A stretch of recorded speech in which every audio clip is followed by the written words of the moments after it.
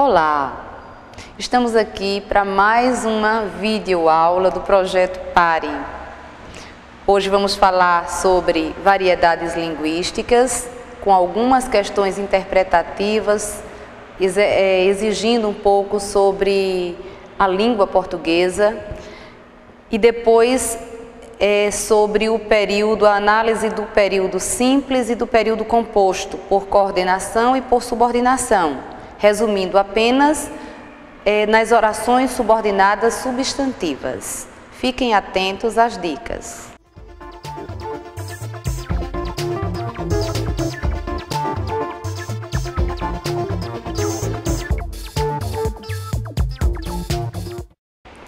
Hoje a gente vai falar sobre a língua portuguesa. Essa língua portuguesa, dita por Olavo Bilac como a última flor do Lácio, inculta e bela.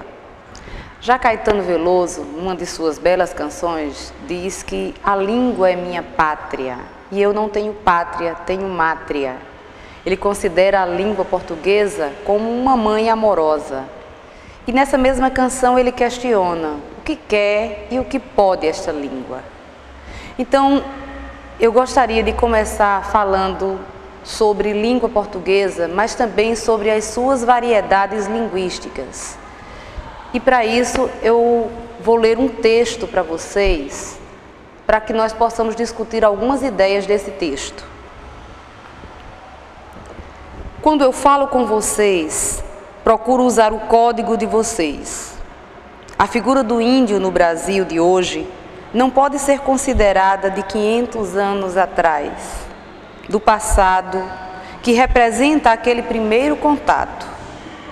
Da mesma forma que o Brasil de hoje não é o Brasil de ontem. Tem mais de 160 milhões de habitantes, europeus, asiáticos, africanos, e todo mundo quer ser brasileiro. A importante pergunta que nós fazemos é: qual é o pedaço de índio que você tem? O seu cabelo? São seus olhos? Ou é o nome da sua rua? Ou o nome da sua praça? Enfim, vocês devem ter um pedaço de índio dentro de vocês. Para nós, o importante é que vocês olhem para a gente como seres humanos, como pessoas que nem precisam de paternalismos, nem precisam ser tratados com privilégios. Nós não queremos tomar o Brasil de vocês. Nós queremos compartilhar esse Brasil com vocês. Esse texto está em Morim, num debate sobre os saberes globais e os saberes locais. Eu quero definir com vocês apenas dois aspectos. A quem o texto se destina? O texto se destina a um grupo de falantes, de brasileiros não índios. Isso tem que ficar bem claro. O outro aspecto é qual é a finalidade desse texto. Considerando a situação de comunicação da qual o texto foi retirado, a norma padrão da língua portuguesa quer situar os dois lados da interlocução em posições simétricas, ou seja, em posições de equilíbrio. Considerando assim, eu quero deixar bem claro que dentro das variedades linguísticas da língua portuguesa, não existe uma variedade mais importante ou superior à outra. Essas variedades que eu falo são a língua formal, a língua normativa, o padrão normativo da linguagem, exigida muito mais na linguagem escrita.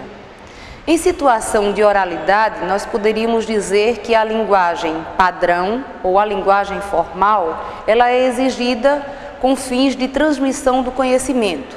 Eu citaria o exemplo, no dia a dia do Jornal Nacional, por exemplo. Nós não poderíamos imaginar William Bonner ou Patrícia Poeta transmitindo o Jornal Nacional numa linguagem coloquial, com marcas de oralidade ou de gírias. Então, a linguagem formal é típica da linguagem escrita, é a aprendizagem da língua pela escrita, e na oralidade com fins, com objetivos de transmissão de informação, de conhecimento, de notícias. A linguagem informal ou coloquial é a linguagem com a qual nos comunicamos no dia a dia, para fazer amizade, para interagir com o outro.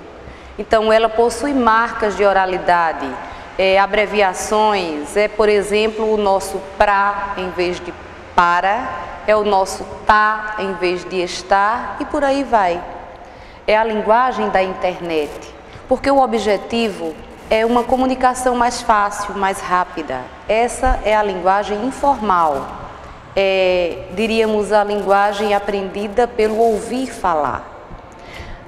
A linguagem regional ou social é aquela que foi aprendida, que foi assimilada do ouvir falar. Então, nós poderíamos classificar esse padrão de linguagem em 2 níveis. Seria a linguagem regional natural, aquela que possui expressões típicas de cada região. É, por exemplo, o nosso oxente, tipicamente nordestino. Seria o ai do mineiro, seria o tchê do gaúcho e por aí vai. Então, são regionalismos típicos de cada região. O que nós vamos chamar de variedade regional social é aquela que a gente atribui aos falantes de um lugar cuja língua foi assimilada pela fala e não pela língua escrita, e não pela escrita. Então, tipicamente, o homem do campo, o sertanejo que mora na zona rural, e aprendeu a falar com os outros moradores também da zona rural. Eu poderia citar como exemplo a Asa Branca, do Luiz Gonzaga, que na sua versão original, ele diz assim: quando olhei a terra ardendo, com a fogueira de São João, eu perguntei a Deus do céu, por que tamanha judiação? Que braseiro, que fornaia, nem um pé de plantação. Então se eu disse, adeus Rosinha, guarda contigo meu coração. Então a gente tem autores excelentes representando essa variedade. Escreveram tal como se fala. Então, destinado também a moradores dessas regiões que aprenderam a língua portuguesa pelo ouvir falar. Pessoal, sobre variedades linguísticas, sobre oralidade e escrita, são essas pinceladas que eu gostaria de deixar com vocês. Nós poderíamos centrar agora a nossa conversa, o nosso bate-papo sobre a língua portuguesa, só que dentro de um contexto escrito. Vamos para o texto, vamos para a expressividade da língua portuguesa no texto, onde é necessário coesão, coerência. Para falar mais especificamente, eu vou conversar com vocês agora sobre orações coordenadas, orações subordinadas. Analisaremos agora o período composto por coordenação e por subordinação. E quero deixar bem claro isso. Nós estudamos as orações coordenadas, as orações subordinadas, porque elas representam, na verdade, frases que compõem um texto com elementos de coesão. São os elementos que vão fazer uma ligação de sentido dentro desse texto. Só para lembrar, quando eu falo de período, eu falo de oração, de frase com sentido completo, que sempre termina com um sinal de pontuação, o ponto final, a interrogação, a exclamação ou reticências. O período é simples quando possui apenas uma oração, que nós vamos chamar de oração absoluta. O dia está quente. Nós vamos chamar de período composto o período que tem 2 ou mais orações. Passeei na praia, fiz exercícios e fui trabalhar. Esse período aí é composto porque ele tem 3 orações. Ele pode ser composto por coordenação quando as orações são independentes. Elas não dependem semanticamente nem sintaticamente umas das outras. Quando eu digo assim, levantei cedo, caminhei na praia e fui trabalhar. Ditas individualmente, essas orações têm sentido completo. Levantei cedo, não precisa de complemento, tem sentido completo. Caminhei na praia, fui trabalhar. Então são orações coordenadas, porque elas não dependem semanticamente umas das outras. O período é composto por subordinação quando mantém uma relação de dependência. Apresenta-se sempre no grupo das orações subordinadas substantivas, sempre na estrutura de oração principal e oração subordinada. Nós chamamos de orações subordinadas substantivas aquelas que têm valor de substantivo. Olha só, quando eu digo assim, observava que a lenha verde agonizava. Eu posso transformar esse período composto num período simples e aí encurtando, deixando bem mais enxuta essa frase, escrevendo-a da seguinte forma: observava a agonia da lenha verde. O que foi observado? O verbo agonizava transformou-se no substantivo agonia. Eu apenas eliminei aí o elemento de coesão, ou seja, a conjunção integrante que. Então, para transformar um período composto em período simples, com expressão nominal, basta transformar o verbo em substantivo e eliminar a conjunção integrante. Existem duas conjunções integrantes, que e se. Eu digo sempre que em 99,9% vai aparecer a conjunção integrante que. A conjunção integrante se só aparece nas subordinadas, substantivos, objetivas diretas, raramente. Mas vamos voltar para o período composto por coordenação. As orações coordenadas, elas podem ser assindéticas ou sindéticas.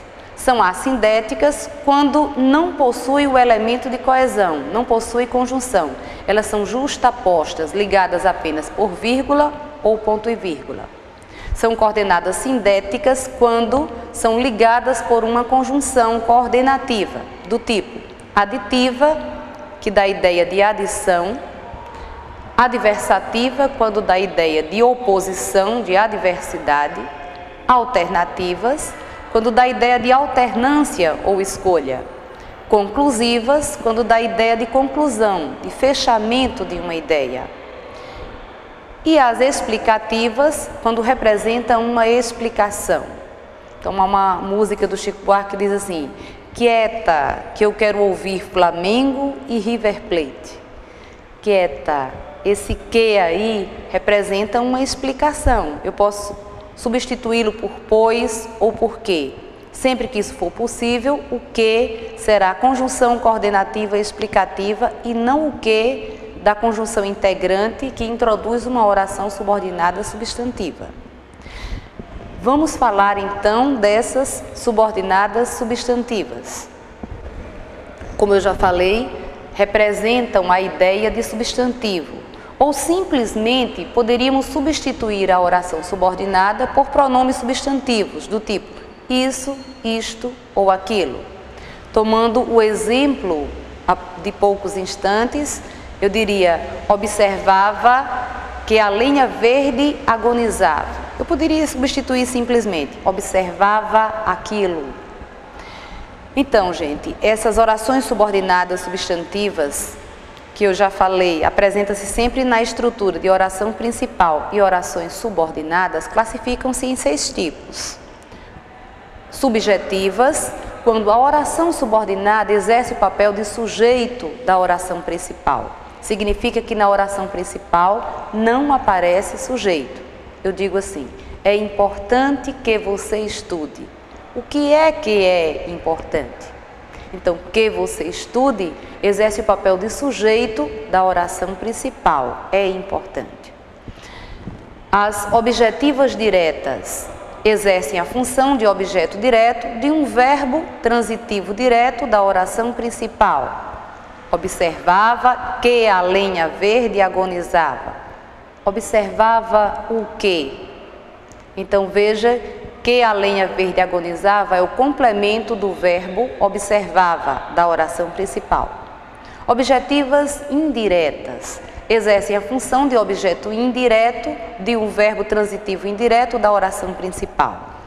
Atenção, elas sempre são introduzidas por uma preposição.